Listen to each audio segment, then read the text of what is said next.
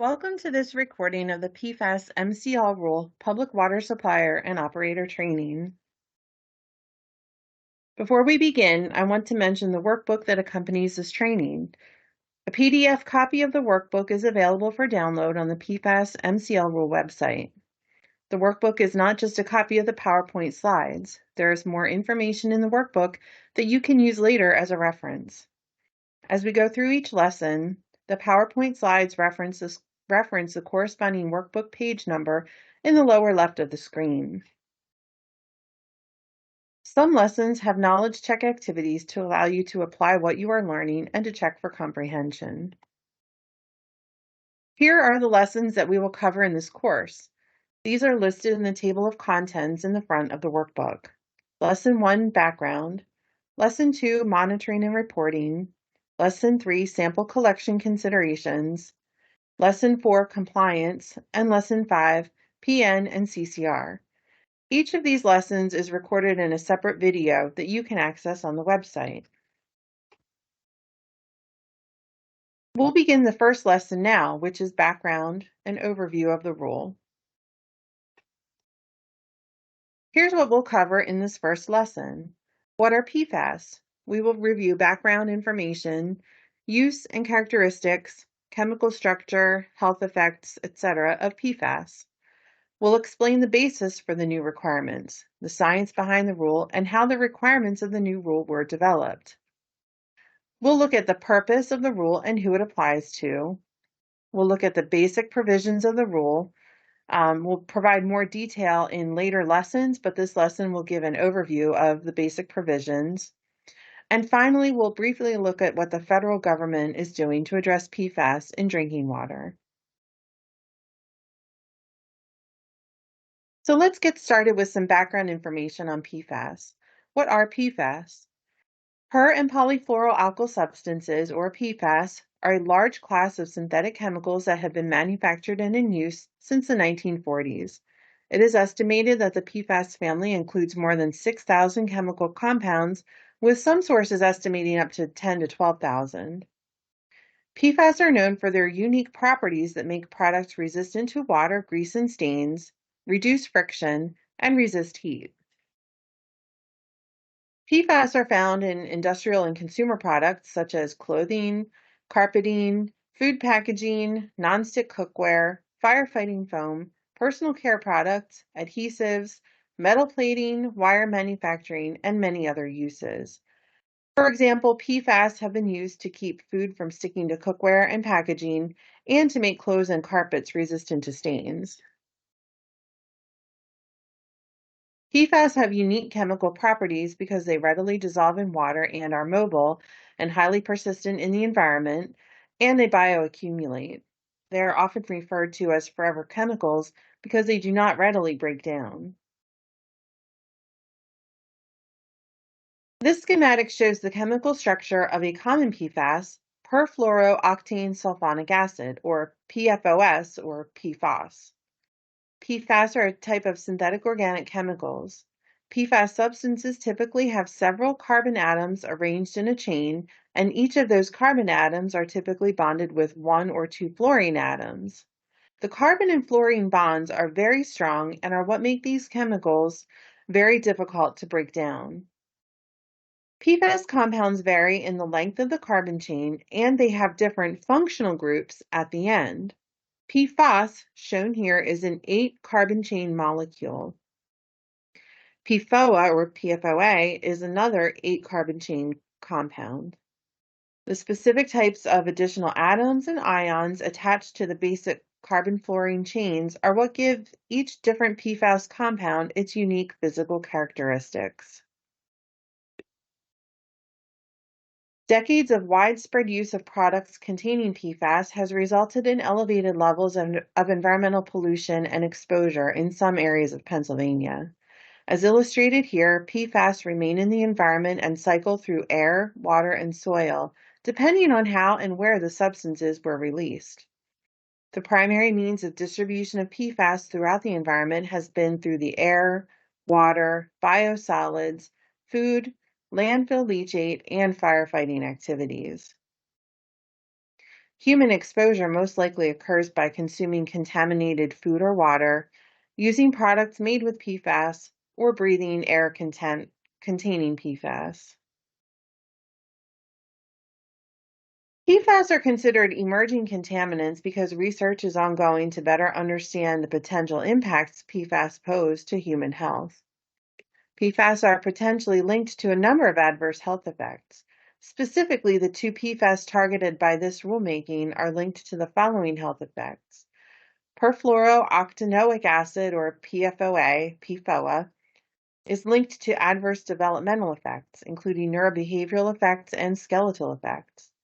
And PFOS, perfluorooctane sulfonic acid, or PFAS, is linked to adverse immune system effects, including immune suppression. Pennsylvania has been at the forefront of states taking proactive steps to address PFAS. In Pennsylvania, the Wolf administration made it a top priority to address PFAS contamination. By signing an executive order on September 19, 2018, Governor Wolf established the Pennsylvania PFAS Action Team. The PFAS Action Team consists of leaders of 10 state agencies and commissions, which are listed in your workbook. The PFAS Action Team was tasked with addressing the growing concerns surrounding PFAS. The Action Team released its initial report in December 2019, including information about PFAS, challenges associated with managing contamination, actions taken to date, and recommendations for future actions. One of the Action Team's recommendations was for DEP to establish drinking water standards for PFAS, such as a maximum contaminant level, or MCL, so public water suppliers can determine appropriate treatment options. In the PFAS rulemaking process to establish standards, DEP was required to follow a very stringent regulatory process. An MCL rulemaking must be based on all available data, studies, and science, and must consider all factors as required by the Federal Safe Drinking Water Act and Pennsylvania's Regulatory Review Act, including health effects, occurrence data, technical limitations, such as available analytical methods and detection and reporting limits, treatability of the contaminant and available treatment technologies, and costs and benefits. As part of this process, two key projects were necessary to advance DEP's knowledge of PFAS: the PFAS Toxicology Services Contract and the PFAS Sampling Plan. In December 2019, DEP's Safe Drinking Water Program executed a toxicology services contract with Drexel University. Toxicologists at Drexel were asked to review other states and federal agencies' work on MCLs, independently review the available data, science, and studies on the toxicology of PFAS, and develop recommended maximum contaminant level goals, or MCLGs, for select PFAS. MCLGs are not enforceable standards, and they're developed solely based on health effects, and they do not take into consideration any other factors, such as technical limitations or cost. MCLGs are an important step in the rulemaking process because they're the starting point for determining a regulatory limit like an MCL. Deliverables from the toxicology contract include the Drexel PFAS Workbook, which summarizes the toxicological work and health recommendations completed in each state or agency, MCLG drinking water recommendations for PFAS in the Commonwealth of Pennsylvania. This is a comprehensive report of the work completed by Drexel to recommend MCLGs, and review of proposed maximum contaminant levels for PFOA and PFOS in drinking water for the Commonwealth of PA. And this report gets into the cost benefits expected from avoidance of negative health effects as a result of lower PFAS levels in drinking water. These documents are publicly available on DEP's website at this link, which is the PFAS MCL Rule website. The table in your workbook on page 1-6 summarizes the reference doses and MCLG recommendations from Drexel, and the full report available on the website details all of the supporting documentation, scientific studies, and calculations used to arrive at those recommendations. The other key project was the DEP PFAS sampling plan.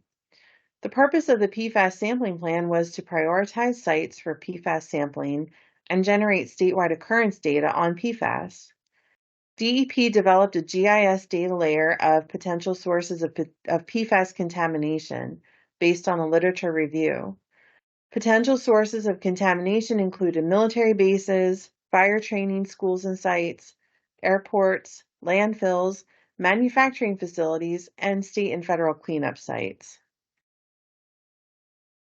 DEP identified public water supply sources located within 1/2 to 3/4 mile of potential sources of contamination.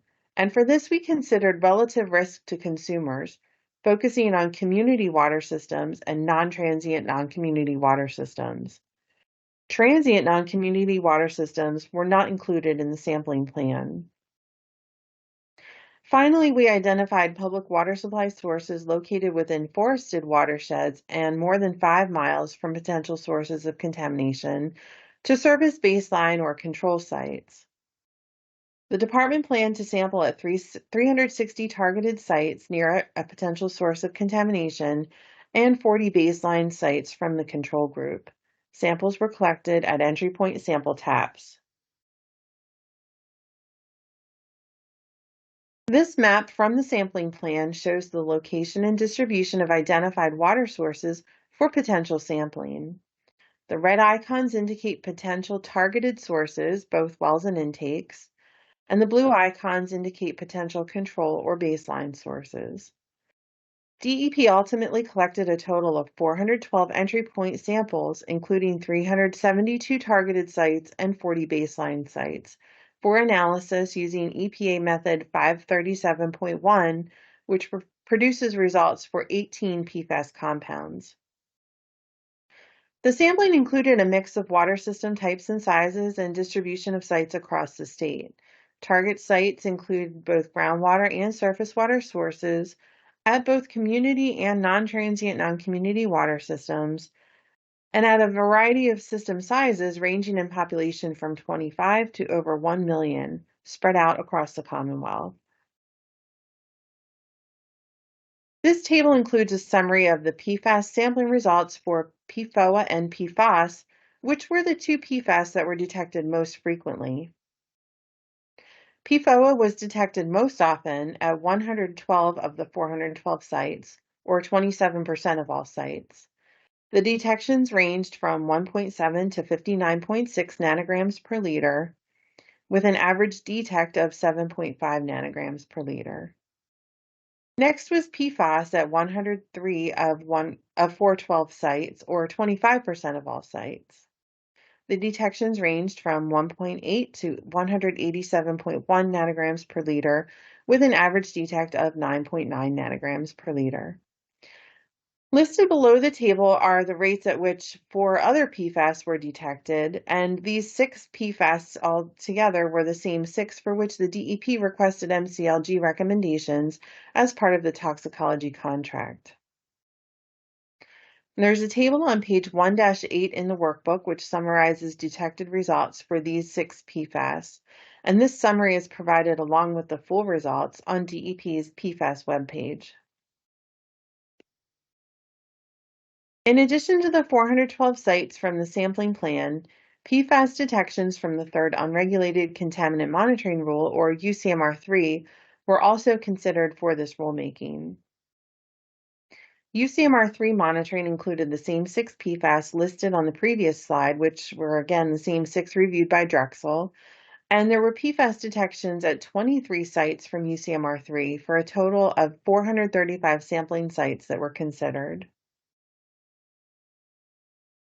Now, I mentioned earlier, DEP also had to consider technical considerations such as availability of treatment technologies, availability of analytical methods, and laboratory capacity and capabilities, and the costs and benefits of any proposed regulations. To further our knowledge in these areas, DEP conducted several surveys to gather information. To assess analytical capabilities, capacity, and costs, we surveyed labs accredited by PA DEP for PFAS analysis by one of the approved methods. To assess treatment options and costs of installation and operation and maintenance, we surveyed water systems in Pennsylvania with treatment already installed, treatment technology vendors, and other states through the Association of State Drinking Water Administrators. And the information we gathered was used to inform the rulemaking process relative to analytical requirements and treatment options. And it was also used in conjunction with the occurrence data to estimate overall costs. So based on all available information from the toxicology report, the sampling plan, and all the other sources to inform the rulemaking process, DEP determined that it was appropriate and necessary to set standards for two PFAS, PFOA and PFAS. DEP determined that it was not appropriate to move forward with standards for other PFAS at this time for various reasons, including a lack of occurrence data over the recommended MCLG, incomplete cost and benefit data, and a lack of treatability information, as noted in the table in your workbook on page 1-9. So now let's talk about the DEP rule that was published.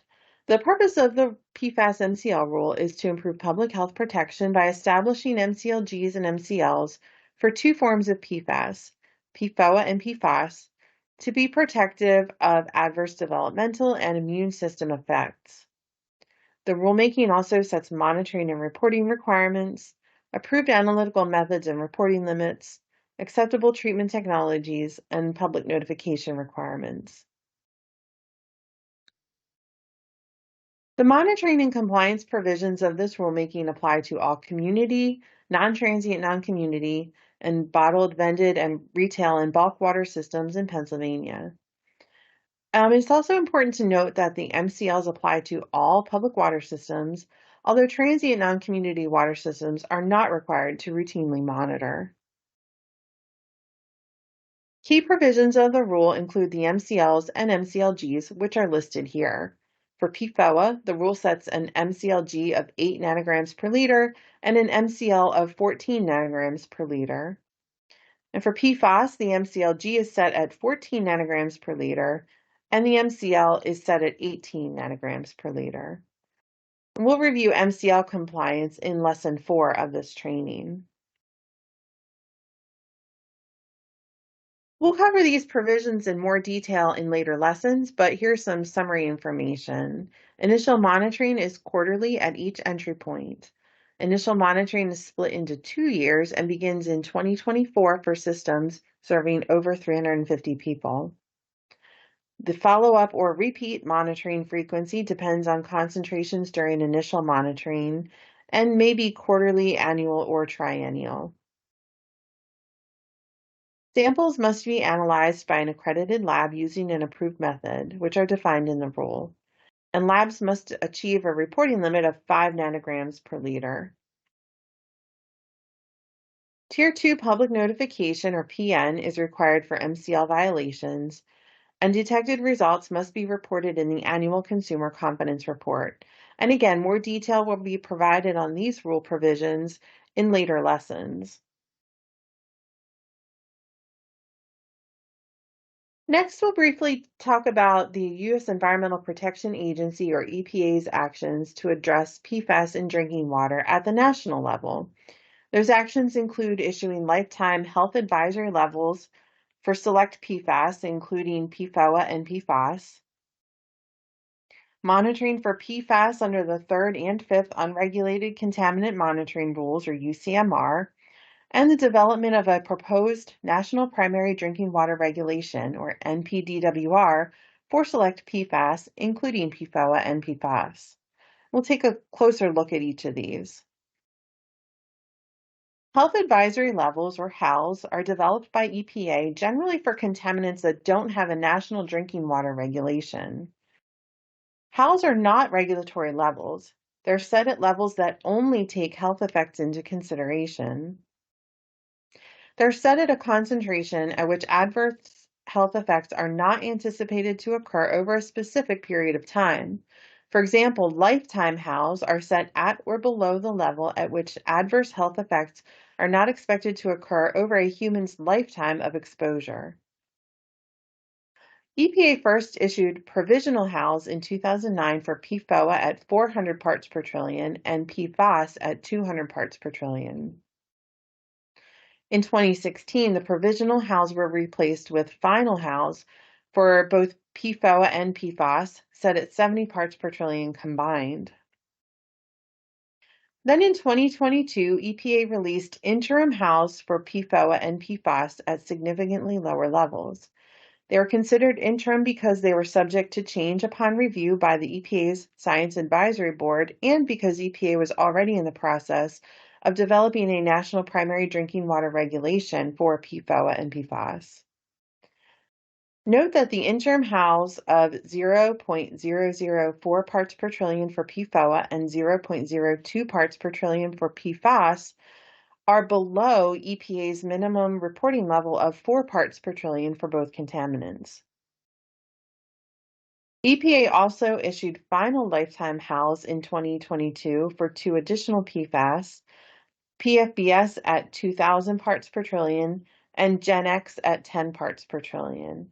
And GenX is a trade name for HFPODA, a short-chain PFAS produced as a replacement for PFOA. Another aspect at the federal level is the Unregulated Contaminant Monitoring Rule, or UCMR, which is a monitoring program implemented by EPA to collect nationwide occurrence data on contaminants that are not regulated, but that are suspected to be present in drinking water. The third Unregulated Contaminant Rule, or UCMR3, included monitoring for 6 PFAS listed on the slide. Monitoring for these contaminants took place in 2013 through 2015. The fifth Unregulated Contaminant Monitoring Rule, or UCMR5, was published in 2021 and includes monitoring for 29 PFAS, including PFOA and PFAS. Monitoring under UCMR5 is scheduled to occur between 2023 and 2025. The reporting limits for PFAS are much lower than those available under UCMR3 monitoring. And this monitoring will provide data that is needed to improve EPA's understanding on the national occurrence of these contaminants. You can learn more about UCMR5 on EPA's website. There's a link in the workbook. And we'll also cover a bit more on UCMR5 and the overlap with our initial monitoring requirements in Lesson 2. EPA has also been in the process of developing a national primary drinking water regulation for PFOA and PFAS. In the fall of 2021, EPA announced its PFAS strategic roadmap, and one of the agency's goals documented in the roadmap is to establish a national drinking water regulation for PFOA and PFAS. And the proposed federal PFAS rule was published in the Federal Register on March 29, 2023.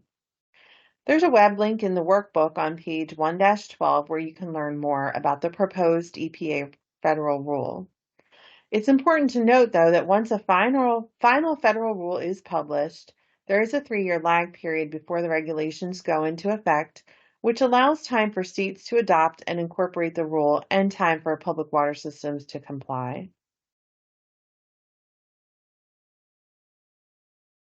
So this concludes Lesson 1, and let's review these key points from the lesson. PFAS are synthetic chemicals. PFOA and PFAS have known health effects. The purpose of the PFAS MCL rule is to improve public health protection by establishing maximum contaminant levels for PFOA and PFAS. The rule is applicable to community, non-transient, non-community, bottled, vended, retail, and bulk water systems. The MCLs established by the rule are PFOA with an MCL of 14 nanograms per liter and PFAS with an MCL of 18 nanograms per liter. The new rule also sets monitoring and reporting requirements, analytical requirements, and acceptable treatment technologies. And the US EPA is also working towards regulating PFAS compounds in drinking water. Next is Lesson 2, Monitoring and Reporting Requirements.